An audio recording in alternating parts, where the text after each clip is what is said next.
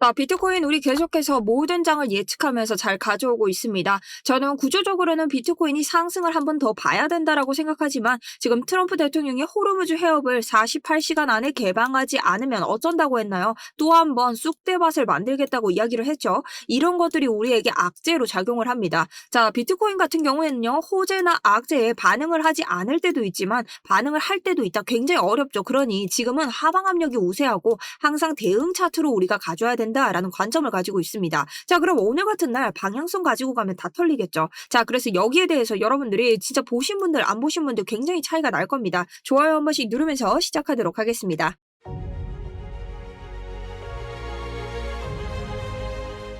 안녕하세요. 여러분들의 우상향 계좌를 책임지고 있는 차트 분석 전문가 정수현입니다. 자, 우선 계속해서 실시간 제 매매일지에 대해서 여러분들과 함께 실시간으로 공유를 드리고 있습니다. 이런 매매일지는 리딩이 아니라 제 관점을 그대로 공유 드리는 거기 때문에 저희 구독자분들만 받아보실 수 있고요. 아래쪽 지금 고정 댓글 통해서 확인하시면 되니 참고해 주시면 감사하겠습니다. 자, 우선 저 관점은요, 단기적으로 우리가 한 번 더 상승을 해야 되는데 호르무즈 해협. 자, 트럼프와 이란의 문제, 이 미국과 이란의 전쟁으로 인해서 우리가 계속해서 패닉셀이 나올 수 있다. 이 하방이 우세한 거시적 리스크가 해결되지 않는 한 차트가 아무리 예뻐도 항상 하방 무빙에 대한 보수적인 스탠스를 좀 유지해야 된다라는 관점입니다. 자, 그리고 개인적으로 봤던 차트에 대한 기술적 차트 분석으로는 두 번의 고점을 돌파하는 고점이 한 번 등장을 했지만 이 정도 고점으로는 이 세력들이 개미들에게 유동성을 넘기기에는 너무 고점이 낮다. 그래서 한 번의 고점이 더 나와야 된다고 생각하고 지금 차트적으로는 단기적으로 상승할 수 있는 요인들이 좀 나오고 있다라고 보고 있습니다.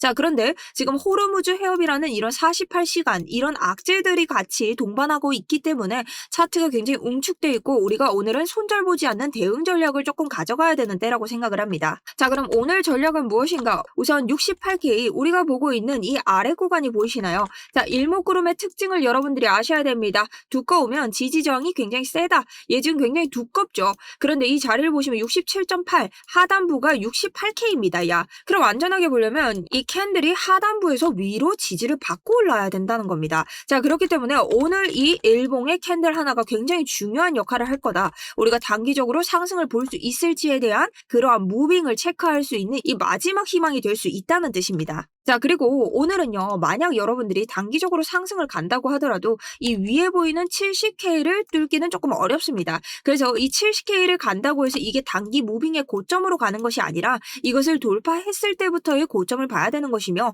이런 구간에 간다고 하더라도 되돌아올 가능성이 크기 때문에 이 구간은 여러분들이 단순 상승으로 보기에는 굉장히 위험한 구간이다라는 겁니다. 자, 그러면 우리가 마지막 단기 반등에 대한 손절가는 어디로 잡으면 될까요? 자, 바로 63K입니다. 자, 아래쪽 63K는요, 여기에서 받아서 유동성을 흡수하고 올라간 곳이기 때문에 단기 고점 재차 찍어주는 건 차트 관점에서 여기를 이탈했을 때는 이제 폐기를 해야 된다. 그러니 여기를 이탈하고 간다면 우리가 중장기 관점으로 보던 아래쪽에 60K의 유동성을 먹으러 간다라고 생각하고 움직이셔야 된다는 겁니다. 자, 그래서 지금은 공포 구간에서 분할 매수를 보더라도 전쟁 이슈라는 변수가 있기 때문에 손절가는 칼같이 잡고 대응을 해야 된다는 거죠. 자, 그럼 두 가지가 생겼죠. 우리 단기적인 반등을 볼 수 있는 최저 매수가는 63K이고 이곳을 이탈했을 때는 이 단기 반등 고점이 나오는 거에 대해서는 우리가 다시 한번 생각을 해야 되고 이 관점을 폐지해야 된다. 하지만 그 전까지는 언제든지 우리가 계속해서 도전할 수 있는 자리들이 나올 것이고 하지만 이 사이사이에 거시적인 경제 관점이 계속해서 끼어들면서 패닉셀을 유발할 수 있기 때문에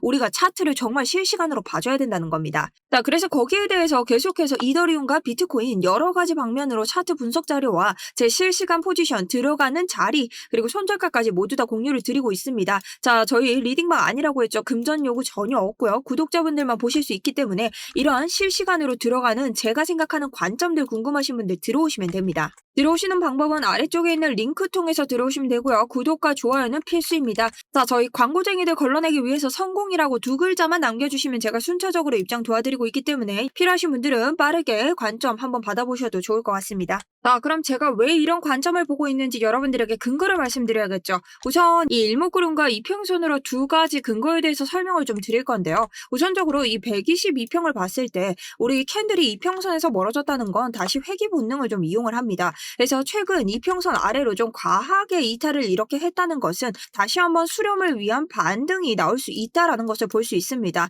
그리고 과거 데이터상에서 이평선 아래 두 번의 이탈 후에는 이평선을 강력하게 돌파하는 흐름이 잦았기 때문에 이번에도 그 골든 크로스 전조 정상을 좀 저는 기대를 하고 있습니다. 그다음 여기를 받쳐주는 두 번째 문제. 자, 일목구름을 봤을 때 일목구름이 두꺼우면 뭐라고 했죠? 지지 저항이 굉장히 두껍고 얇으면 지지 저항이 얇아진다. 자, 그래서 이 얇은 지지 저항의 구름대가 나오기 시작하면 단기적으로 반등장이 이제 나올 여력이 생긴다고 했습니다. 근데 여러분들이 여기서 착각하시는 거 하나, 여기까지 갔을 때 여기에서 올라오는 게 아닙니다. 자, 차트들을 한번 볼게요. 자, 두껍지만 어떻게 돼요? 여기에서 이미 얇아졌기 때문에 올라간 겁니다. 여기서 리플레이 한번 놓아볼게요. 자, 여기까지 당겨봐요. 일목구름은요, 미리 생깁니다, 여러분. 보이시죠? 일목구름이 얇아졌어요. 이미 한번 꼬였기 때문에 얘가 어떻게 된다? 뒤로 갈수록 점점 올라간다는 겁니다. 자, 그렇기 때문에 모든 일목구름은 이렇게 보셔야 되지. 내가 일목구름이 얇아졌기 때문에 여기쯤 갔을 때 얇아질 거야. 그 전까지는 하락이겠지. 단순하게 이렇게 보시면 안 된다는 겁니다.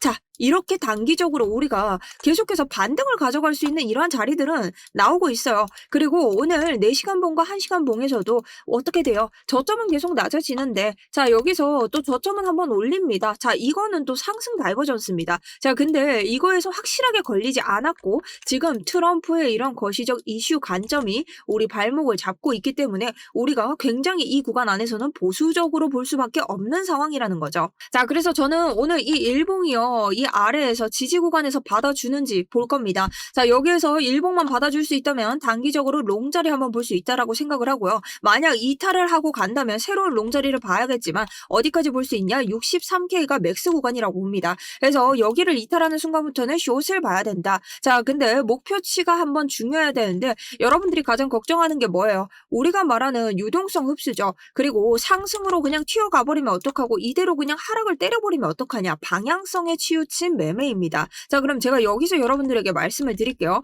자, 이대로 우리가 하락을 가지고 가서 그대로 아래로 내려가면 60K에서 만나는 이 유동성을 흡수한다는 겁니다. 원래 이곳에 대한 관점이 있었죠. 왜? 우리가 저점을 한번 내리고 그 다음에 RSI의 저점을 올리는 이 일봉 다이버전스가 걸려야 다시 한번 상승할 수 있기 때문에 우리는 여기로 내린다고 하면 이 일봉 다이버전스를 기다리면 되는 겁니다. 자, 근데 단기적으로 고점이 올라간다고 하면 뭐예요? 내일 지금 오늘 여기서 지지를 받는지 확인을 하고 올라가면 된다. 자, 그리고 여기에 지지를 확인하고 그 다음 우리 이번에 패닉으로 떨어뜨린 이런 70K 이탈을 하고 다시 한번 뚫어주는지 이것만 보면 된다는 거죠. 자, 그럼 단기 고점이 다시 나오겠죠. 자, 근데 여기에서 와, 이게 진짜 찐 고점이면 어떡해요? 이런 분들도 계세요. 그러면 우리가 찐 고점을 여러분 날봉까지 이 상단까지는 계속 롱으로 대응을 할 겁니다. 그럼 여기에서부터 눌렸을 때 가도 여러분 오히려 손익비가 물론 오래 홀딩한 사람보단 낫다고 하지만 훨씬 보수적이고 훨씬 손절도 적습니다. 이게 진짜 가능성이 더 높은 매매다.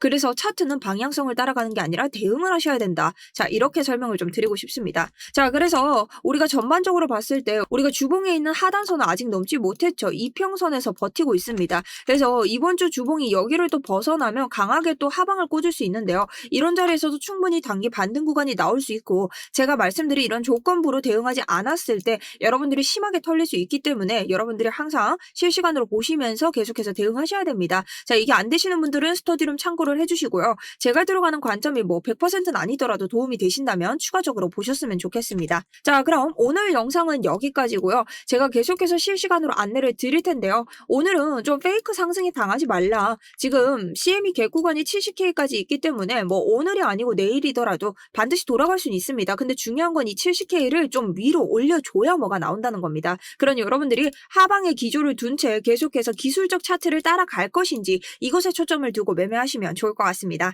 자, 그럼 지금까지 정수연이었습니다. 시청해주셔서 감사드립니다.